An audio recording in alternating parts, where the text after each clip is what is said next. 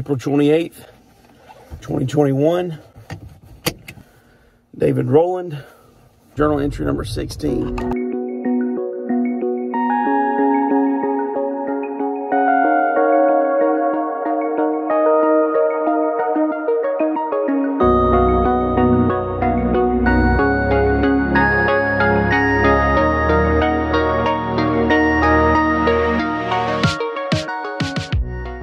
Driving on a road that's literally in between the rising of the sun and the setting of the moon, and God just reminds me. We just finished up reading the book of Ecclesiastes, and in chapter 3 of the book of Ecclesiastes, right in the beginning, in the first few verses, Solomon takes the time to write that there's a time to live and a time to die, a time to laugh and a time to cry. There's all these different times appropriate for all these different things, and what's neat is I've done a lot of those things in this week already. There's been a time to meet with a couple for wedding planning. There's been a time to meet with a family for funeral preparations. There's been a time to play with my family and to laugh. Beautiful thing about it, whether the time is good or whether the time is bad, the time is from God. And it's important that we live in those moments and experience everything that He's called for us to experience in those moments.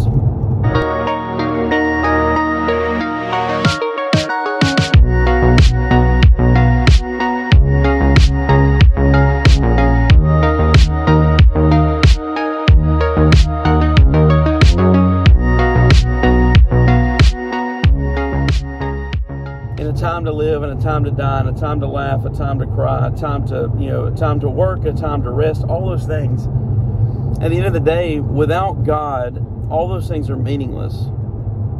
Life is meaningless, death is meaningless, work is meaningless, and that's exactly what Solomon is getting to. In this, he's wanting to point out the vanity of life, that the fact that without a relationship with God, without access to eternity, all this stuff is meaningless. So all the things that we do in life are meant to point us and to show us that they're not ultimately going to satisfy us. The working and the resting, the laughing and the crying, ultimately those emotions don't satisfy us. So we need something deeper, because God has built eternity into your heart, and the solution for eternity is God Himself.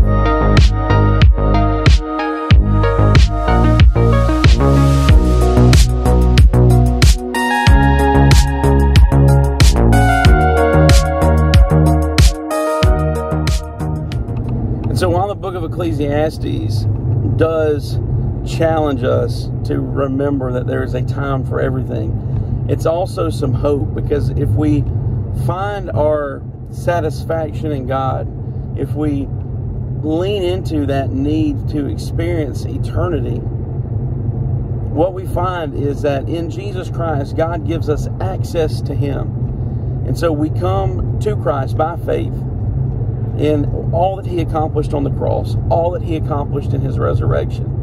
And that resurrection of Jesus brings us new life. It shows us that there's a chance for us to live for all of eternity.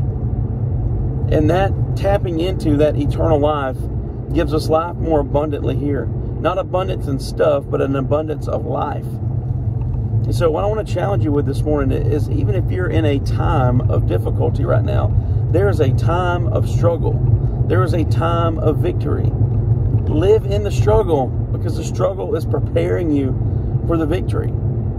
Go through the hard things. Our culture wants us to run away from hard things, but we need to run it. There's an Andy Mineo song where he talks about how do you plan on getting swole if you don't ever get sore, and that's always stuck with me. How do you plan on getting huge muscles? How do you plan on getting fit if you don't ever plan on getting sore? Getting sore is part of getting swole. And so in our life, it's the same way. We must go through hard things. And that's why it's so important to be incorporated with a local church. That's why it's so important to be integrated with a body of believers that can walk alongside you, because odds are in a local church there's somebody who has walked through what you're walking through. And if not that exactly, they've walked through something similar, and they're ready to be there with you. They're ready to walk through it with you. There's a pastor there who's ready to love on you and to pray for you and support you if you would just give him access. The problem is we're so private and we're so secluded. We're so focused on our individual walks with the Lord that we forget that we're supposed to have a public walk with the Lord in the context of the local church. So I just want to encourage you with that today as we wrap up this video. There is a time in life for everything.